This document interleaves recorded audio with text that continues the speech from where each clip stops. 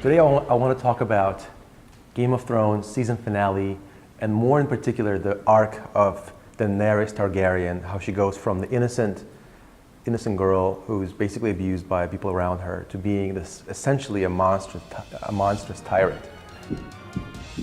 So it's interesting, right? She's built up for the last 8 seasons as one of the 2 most noble characters in the show, maybe the most noble character in the show. The other one being Jon Snow, right? But she's made to be more noble than he because he doesn't really have ideals as much as he has his sense of honor.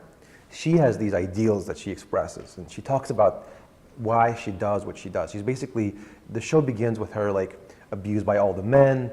She gets raped. I mean, it's pretty graphic. And she's made to look very young, very sort of defenseless, and she's very innocent. She's pretty. Like, we all want to side with her, right? And then the show watches her progress in her sort of stature, her might, her majesty in a way. And by the end, she certainly looks majestic and like the absolute queen of the world. And the show captures that really well. Her progression from humble, sort of being a victim to being the queen, right?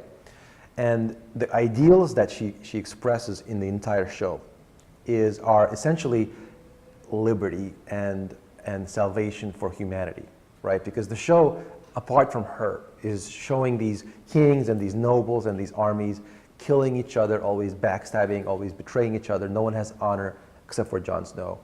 And they're always killing, etc. Everyone is betraying each other. All the people, all the peasants are always suffering from all this murder, all this like petty infighting, right? And we all want to escape from sort of the madness that is the show. The show, we kind of watch it, but we kind of guiltily watch it. We don't really want to be a part of it because it's so wicked and filthy, but we can't stop watching because it's so wicked and filthy. But we all know we want to escape from it. We know we don't want to live in that world. And she's our spokeswoman because she's promising to save us from this world of corruption and terrible violence, right? And so we side with her, and she always talks about, once I come to power, I will fix all this that you're watching go wrong with all these men fighting each other. I, as a woman, as someone who's been enslaved, I will fix everything when I'm in power, right? So we want her to win and to triumph and to become the queen. What happens is that we see her doing these sort of things that don't sit right with us throughout the show, but we justify them as the necessary evil that has to be done to get to where she's going. So she kills a bunch of people, she like executes a whole city, but you know, they've done wrong to her, or there's a bunch of slave owners and she executes them all, and we kind of cheer her for doing all these things that end up multiplying and magnifying in her heart of what it means to do good, what goodness and what the action of goodness looks like in reality, and it really becomes something very, very evil itself by the last 2 episodes of the last season of Game of Thrones. So in episode 5, she gets mad at her best friend, gets killed in a very, very bad way. So what does she do? She essentially burns down and melts the entire city with her dragons and her armies, and she executes everybody. And she could have gone for the evil queen directly and kill her with her dragons. She doesn't do that. She doesn't fly. She has a dragon. She could fly anywhere. She strafes up and down the streets, burning and melting everybody on purpose, just like purposefully like genociding the whole city. And then she explains, oh, it's because they were fighting against me, so I have a right to fight against them. So she has these plausible excuses, right? But then in the last episode, one of her henchmen is like, the war is won. Her henchmen are holding these soldiers captive on their knees. And just like in the scene from ISIS, the Islamic State, videos, they're on their knees and their heads are being slit, right, by her people. And there's this amazing scene where there's this majestic, cataclysmic, like apocalyptic scene of her finally becoming, because she wins the battle, she wins everybody's throne, and she kills everybody that she doesn't like. She's the queen of the world. And there's like this massive, epic 1,000 staircase leading up to this massive, epic sort of throne room, and she's sitting there, and there's this dragon behind her with these massive wings, and she looks like she owns everything, and she's in power, but she still has her ideals. She doesn't betray her ideals of fixing the violence and stopping the evil. But what those ideals lead her to are essentially killing whole cities. And what she says then is, she comes out on that podium, right? She addresses her whole army, the victorious army, and she says, I have won this battle, these battles, I've captured these kingdoms, but there's more injustice happening elsewhere in the world. So I have to go there as well, and wage war there as well, kill people that are doing bad there as well, which maybe they are doing bad, I'm sure they are, right? So, but she's using the badness of other people to not stop this. We think it's the end of the show, we think the war is done, the battle is done, we can now relax. She's going to just get it started. She's going to just go and wage war on the whole world now, with her dragons, with her armies, and her armies look like they're in black. They're very like scary looking. These aren't like the good liberators that we thought they were. And sort of Jon Snow, the one heroic character in the show, the last one, the only one maybe this whole time, right? He's looking at her like what is happening to this woman that was so noble, right? And I love. So I have this dialogue here, and she says, because she's always been talking about how the wheel, there's a wheel, a metaphorical wheel of life. People are on the top, some people are at the bottom. As the wheel is turning, people at the top get crushed by the wheel. People at the bottom rise up on the wheel. So there's this wheel of like people winning and losing and being crushed all the time. And she's like, what I'm going to do is I'm going to break the wheel. That's what she wants to do earlier in the show. So then now, having killed everybody she doesn't like, she still is calling to her armies, will you help me break the wheel? As if she still hasn't done it enough. So she'll do more of it. She'll do more breaking, more violence, more liberating, right?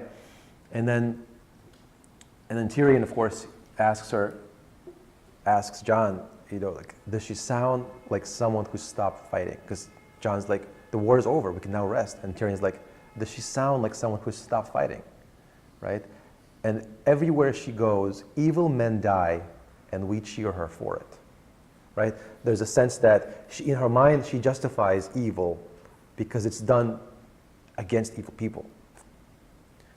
But what happens is her own soul gets corrupted in the process of doing the evil against the evil. And there's a very subtle, very sort of powerful, and I give plenty of hate on the show, towards the show for it having like very loose morals, very filthy lessons that were meant to be taught. But there's a very powerful good lesson that we're meant to be taught from the show, and that is that you can never commit evil for good. And it's a very powerful, like profound statement from like a pop culture show, right? And so she's been doing a lot of evil. We've been justifying it because we love her for all these years. And now it's like, it's only going to get worse, and now we're realizing you can never accomplish good through evil means, ever. The end never justifies the means. That's one of the core ethical questions in the last 3,000 years of philosophy. And the show answers it very clearly, very, very profoundly. You can never justify the end, a good end, by doing evil means to get there, right? You can never, acquire and achieve justice by doing unjust things. You can only achieve justice by doing just things. But that's often difficult. It's often easier to do evil to get to your good goal faster. And that's what she's done. She's done lots of evil things to get to where she wants to go faster. And in the end, she became evil herself, right?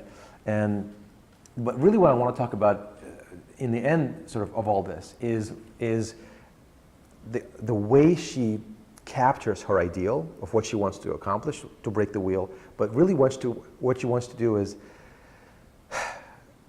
she even says, and Jon Snow is like, why are you like beheading people that fought against you, but now they've stopped fighting, like they're helpless, they're vulnerable now, let's stop killing them. And she says, no, I'm going to kill them. And he says, they're now not your enemies. And she says, the world we need won't be made by men loyal to the world we have. And that sounds a lot like utopian, communist, like real world, like political things we see happening, in which like this is what happened in all the major communist countries over the last 150 years, right? Especially in Russia. Like I saw this in my own country, not eyewitness, but I saw people that believed this tell me this is a good thing. You have to kill people that, if we're building a new world, which is what they're trying to do in the communist mindset, it's hard to do that and hard to persuade people that this is a good world to have. So the best way to get there is to kill them. People that have been trained in the old ways of thinking, or so-called. And then you capture the kids and you brainwash them to your way of thinking. You kill the old, and you just capture the young, and you raise the young in your way, and that's how you get your utopia. You don't have to persuade anybody. You don't have to present arguments or logical evidence. You just execute, right? And then John says something really profound. He says, "How do you know there'll be a better world? Whatever you're building, how do you know there'll be a better world?" It's a very profound like dialogue there. And she says, "Because I know what's good." She says, "I know what's good.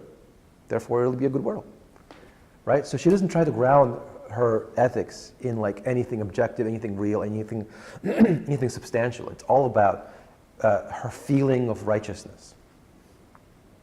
A lot of people today are caught up in like a feeling of feeling righteous. Like it's intoxicating, right? And it's always happened throughout history. The Crusaders had this, like in the Salem witch trials, people had this. And now, like, a lot of atheists are caught in this. Like, you don't have to be religious or it's like a human thing to love the feeling of righteousness and superiority and moral, moral supremacy. And you often never have to ground that in reality. Like, if you just live in your own echo chamber, no one ever presses you to like ground. Why? Just because you feel that way, why should you impose that on the world? What if you're wrong yourself? She's never asked that, and now she's too powerful to be confronted by anybody. Now, so he says, how do you know this world that you're willing to kill everybody to get to, that it's a good world? And she says, I know what's good. That's the reason. That's a good reason. And sort of this idea of trying to build a new world in which old people don't exist, and human nature can be changed, and we can change injustice. That's like, you detect injustice in human nature, in like, if you find injustice in like reality, in like atoms and human instincts and social patterns, if you find it like so deeply in the world that the only way to get rid of it is to kill everybody and like remake the physical molecules. Some people think that. Many people nowadays think that that's how you get to where you want to go. And this show is an absolute amazing critic of that mindset.